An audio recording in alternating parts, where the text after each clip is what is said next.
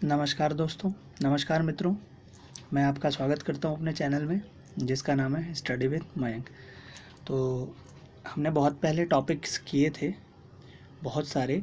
आज हम आपको गुट निरपेक्ष के बारे में मैंने आपको पिछले चैप्टर में पढ़ाया था और आज मैं आपको बताऊंगा गुट निरपेक्ष से हटकर कुछ बातें करेंगे। आज हम गुट निरपेक्ष से आगे बढ़ेंगे और उससे आगे की बातें हम कुछ करेंगे।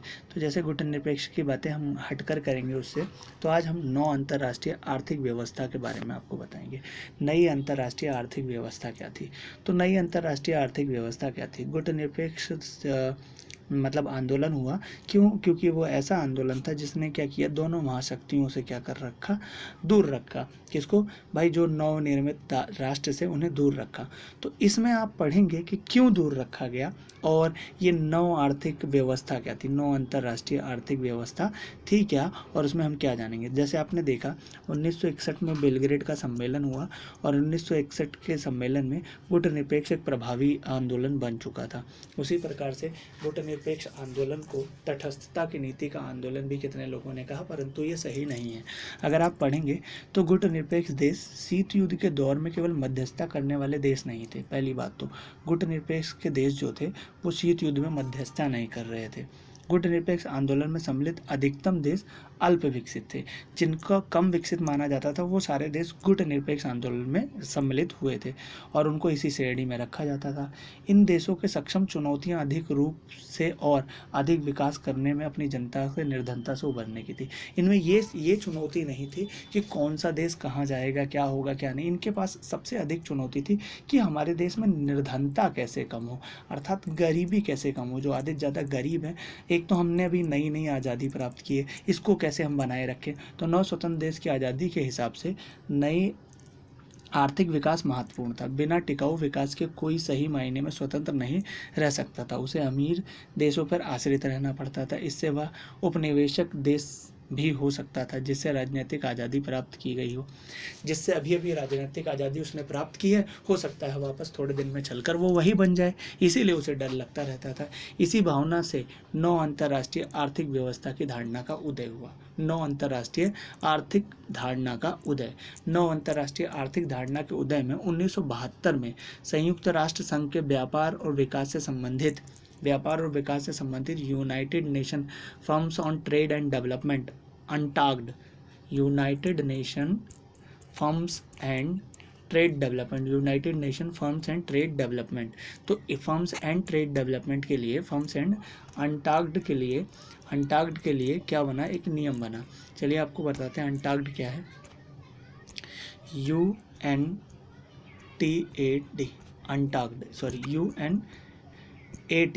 अनटाग्ड united nation as trade and development थे।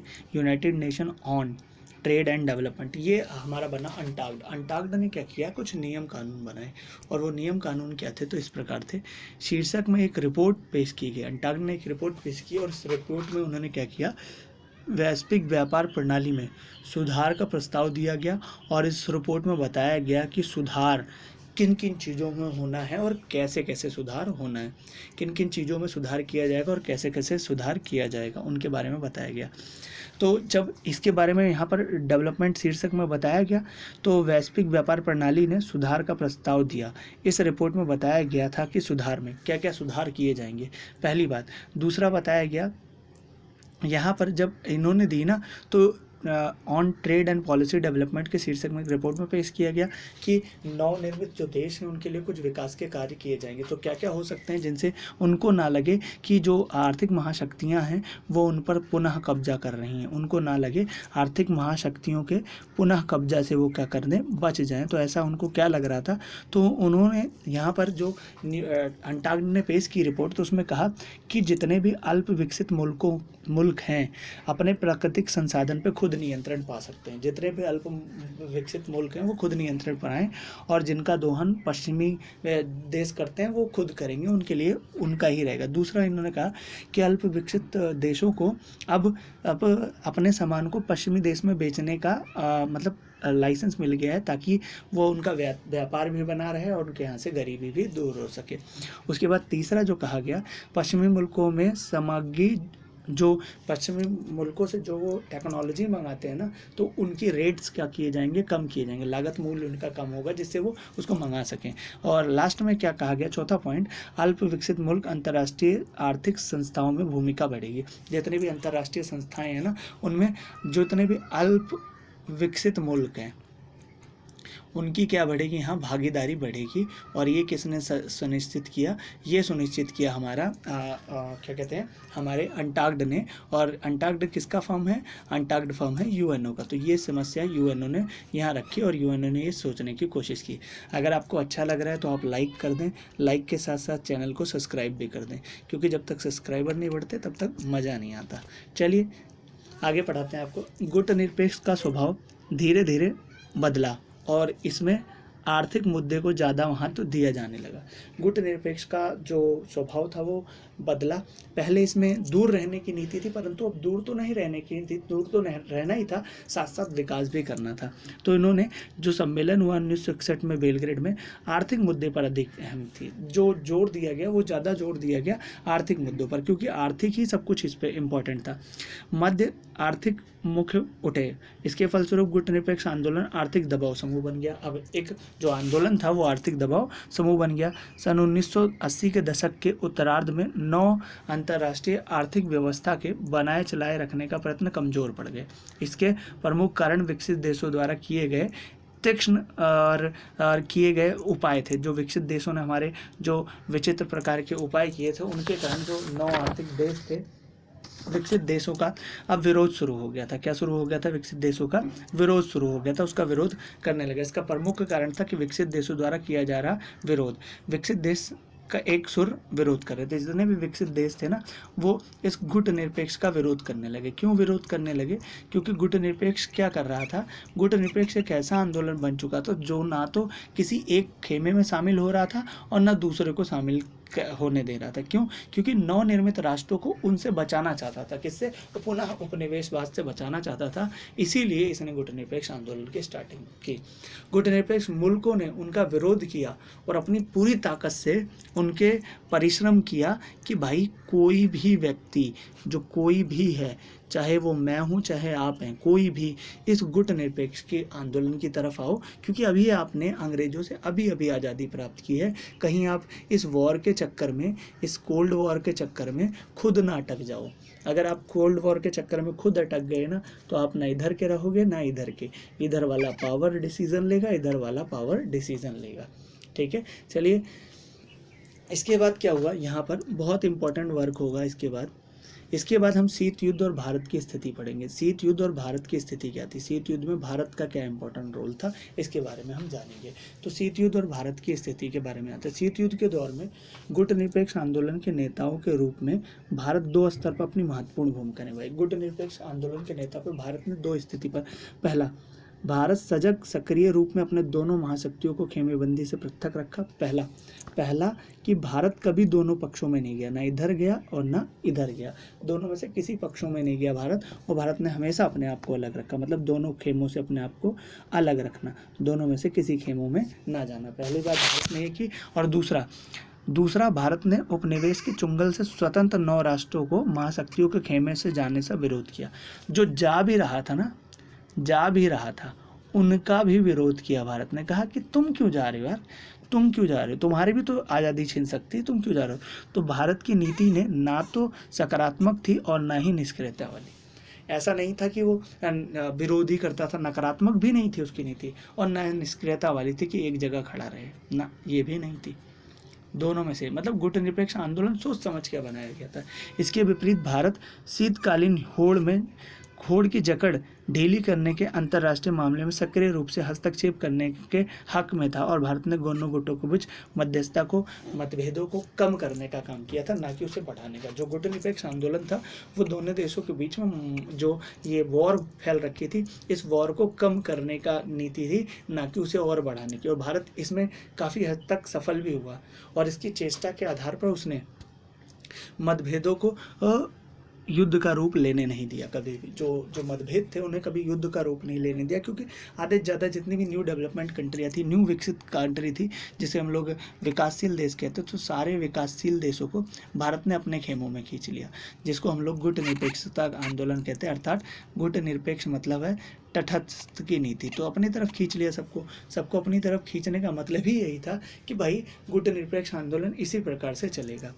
यह ध्यान रखना भी आवश्यक है कि भारत ने गुट निरपेक्ष आंदोलन में सम्मिलित अन्य सदस्यों को भी ऐसे कार्य में संलग्न रखा।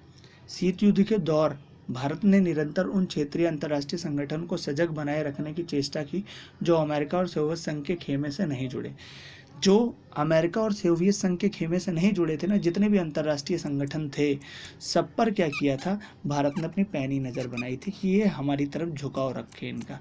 भारत ये काम कर रहा था।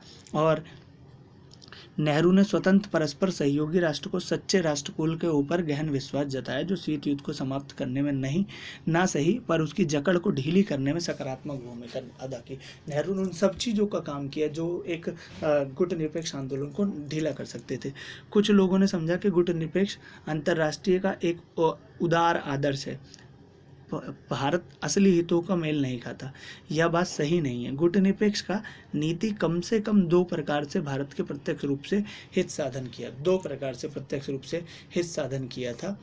पहला देखिए, दो प्रकार से किया था, उसके बारे में हम आपको बताते हैं। पहला प्रथम है कि गुट निरपेक्ष के कारण भारत ऐसे अंतर्राष्ट्रीय निर्णय के पक्ष ले सका जिससे उसका हित साधन हुआ और वह महाशक्ति तथा दोनों खेमों देशों का मतलब क्या था कि प्रथम गुट निरपेक्ष का कारण भारत अंतर्राष्ट्रीय निर्णय के पक्ष ले सका जिससे उसका हित साधता होता हो, ना कि महाशक्ति का। पहली बात, इससे भारत ने अपना हित साधा गुट निरपेक्ष आंदोलन से। क्यों? क्योंकि वो महाशक्तियों का हित नहीं सध रहा था, खुद का पर्सनल हित सध रहा था। क्यों? क्योंकि भारत सबकी नज़र में आ रहा था। क्यों? क्योंकि इंपॉर्टेंट रोल भारत का ही था। 5 जो इंपॉर्टेंट थे उसमें एक भारत था, तो ज़्यादातर अगर किसी का फोकस रहता तो भारत की तरफ रहता था। दूसरा, भारत सदैव ऐसी स्थिति में रहा कि अगर एक महाशक्ति दूसरे का विरोध करती थी तो वो दूसरे के साथ जाकर जुड़ सकता था, अर्थात दोनों में से कोई विरोध भी नहीं कर सकते थे। क्यों? अगर आप अमेरिका विरोध करता तो वो सोवियत संघ में चला जाता, सोवियत संघ विरोध करता तो अमेरिका में चला जाता। अनदेखी कर रहा है तो ये भारत अब गुट निरपेक्ष क्या बन गया था, एक दबाव समूह बन गया था। क्यों? जो अंतर्राष्ट्रीय व्यवस्था पर दबाव डाल रहा था, चाहे वो आर्थिक रूप से हो चाहे राजनीतिक रूप से हो, वो दबाव डालने की कोशिश कर रहा था। दोनों गुटों में कोई भी भारत को लेकर ना तो बेफिक्र हो सकता था और ना ही उन पर कब्जा जमा सकता था। ना भारत को लेकर बेफिक्र हो सकता था और ना ही भारत पर कब्जा करने की कोई भी सोच सकता था। भारत की गुट निरपेक्ष की नीति अनेक कारणों से निंदा की गई। गुट निरपेक्ष की जो नीति थी वो बहुत कारण थे जिसके कारण निंदा की गई। यह ऐसी 2 आलोचनाओं की व्याख्या की गई है, 2 आलोचनाएं की गई। पहला, क्यों निंदा की गई थी, मैंने आपको क्वेश्चन में भी बताया होगा। तो आलोचना का तथ्य यह है कि भारत गुट निरपेक्ष सिद्धांतहीन है, कोई सिद्धांत ही नहीं है इसका। कहते हैं कि भारत अपने हितों को साधने के नाम पर अहम अंतर्राष्ट्रीय मामलों पर कोई सुनिश्चित पक्ष लेने से बचता रहा। लोगों का मानना यह है कि ये जो नीतियाँ थी ना भारत की बहुत ख़राब थी। क्यों? क्योंकि इसके कारण पता है भारत कभी कोई अंतर्राष्ट्रीय निर्णय ही नहीं ले पाया गुट निरपेक्ष के कारण, और हमेशा अंतर्राष्ट्रीय निर्णय लेने से बचता रहा, जो कि एक बात गलत है। हमने बहुत सारे अंतर्राष्ट्रीय निर्णय लिए हैं, ये तो ऐसे ही आलोचना है ना भाई। दूसरा तर्क था कि भारत का बर्ताव स्थिरता नहीं रही है, अनेक बात से स्थित विरोधाभासी रही। महाशक्तियों के खेमे में शामिल होने से अन्य देशों की आलोचनाएं करने वाला बन गया था भारत। मतलब महाशक्ति, लोगों का मानना ये था कि भारत जो है ना वो महाशक्तियों में शामिल भी हो रहा है। ऐसा नहीं है कि महाशक्तियों में नहीं शामिल हो रहा, भारत अन्य देशों की महाशक्तियों में क्या हो रहा है, शामिल भी हो रहा है। ठीक है, अन्य देशों की क्या हो रहा है, महाशक्तियों में क्या हो रहा है, वो शामिल भी हो रहा है। इसके बारे में भी बात कही गई। ठीक है, अन्य देशों की महाशक्तियों में शामिल हो रहा है। खुद सन 71 में अगस्त में सोवियत संघ के साथ आपसी मैत्री संधि पर दस्तखत किए विदेशी पर्यवेक्षक में से भारतीय सोवियत संघ के खेमे में सम्मिलित होना माना। 1971 में सोवियत संघ के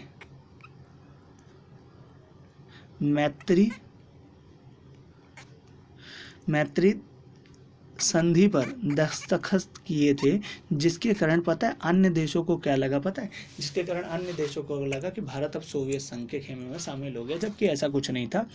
भारत का सरकार का नजरिया था कि बांग्लादेश संकट के वक्त उसे राजनयिक और सैनिक मदद की आवश्यकता थी, और यह संधि उस संयुक्त राज्य अमेरिका समेत दूसरे देशों से अच्छे संबंध बनाने की नहीं सकती। क्यों? क्योंकि उस समय उसे बांग्लादेश के संकट के समय, भारत पाकिस्तान युद्ध के समय, जब 1965 में युद्ध हुआ था, तो अमेरिका ने पाकिस्तान को अपने बेड़े जहाज प्रोवाइड कराए थे, तो उसी के एवज में भारत ने को रूस ने प्रोवाइड कराए। तो हमारी क्या गलती थी? रूस हमें प्रोवाइड कराता था और हमको ज़रूरत थी उस समय ज़रूरत थी, इसलिए हमने मैत्रीपूर्ण समझौते पर हस्ताक्षर किए।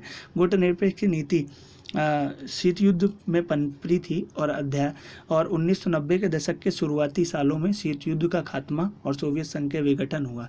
साथ ही अंतर्राष्ट्रीय आंदोलन तक भारत की विदेश नीति की मूल भावना के तौर पर गुटनिरपेक्ष प्रासंगिकता और प्रभावकता में कुछ कमी आई। गुटनिरपेक्ष के कुछ आधारभूत मूल्य और विचारों को सम्मिलित हैं। गुटनिरपेक्ष इस बात की पहचान पर आधारित है कि उपनिवेश की स्थिति से स्वतंत्र देशों के मध्य ऐतिहासिक जुड़ाव है। अगर देश साथ आ जाएं तो सशक्त शक्ति बन सकते हैं। गुटनिरपेक्ष का अर्थ कि निर्धन और विश्व के बहुत छोटे देशों को भी किसी महाशक्ति के पिछलग्गू बनने की आवश्यकता नहीं है। यह देश अपने मुक्त विदेश नीति अपना सकते हैं और यह आंदोलन विद्यमान असमानताओं से निपटने के लिए एक वैकल्पिक विश्व व्यवस्था बनाने के लिए अंतर्राष्ट्रीय व्यवस्था को लोकायत धर्म बनाने के संकल्प पर आधारित है। स्वयं मतलब कि ये जो गुटनिरपेक्ष आंदोलन था, ये कहता है कि आज भी प्रभावी है, ऐसा नहीं है, आज भी प्रभावी है। 2014, 2016 गुटनिरपेक्ष आंदोलन आज भी चल रहा है, जबकि सोवियत संघ का खात्मा हो चुका है। सोवियत संघ का कोल्ड वॉर जो चल रहा था, कोल्ड वॉर का खात्मा हो चुका है, परंतु गुटनिरपेक्ष आंदोलन चल रहा है। उसका काम था कि जितने भी नए देश हैं, चाहे न्यू निर्मित कंट्री है, वो किसी भी देश का पिछलग्गू ना बने। अब पिछलग्गू का मतलब आप समझ ही रहे होंगे। पिछलग्गू का मतलब किसी भी देश के पीछे ना जाए, उसको खुद की एक न्यू पॉलिसी होनी चाहिए और खुद न्यू पॉलिसी करके वो काम करे। ऐसा नहीं है कि न्यू पॉलिसी के बाद ही वो काम करना बंद कर दे। अपनी न्यू पॉलिसी बनाए, फॉरेन पॉलिसी बनाए, डायरेक्टिव पॉलिसी, जो बनाना उसे अपनी बनाए, वो दूसरे देशों को फॉलो करके उसके पीछे ना लगे। जैसे अमेरिका का वो पिछलग्गू ना बन जाए। जैसे नेता के चमचे होते हैं ना भाई, नेता जो कहता है वो करते हैं, तो वो ऐसा नहीं चाहते थे, इसीलिए गुटनिरपेक्ष आंदोलन की शुरुआत की गई थी। अगर आपको वीडियो अच्छा लगा हो तो लाइक करिए, शेयर करिए और सब्सक्राइब करिए। लॉकडाउन के बीच स्टडी रुके ना तो हम ऐसे ही चैप्टर को कंप्लीट करते रहेंगे। नेक्स्ट वीडियो मैं आपको सेकंड चैप्टर का प्रोवाइड कराऊंगा ताकि आपकी स्टडी कंटिन्यूटी में चलती रहे। धन्यवाद।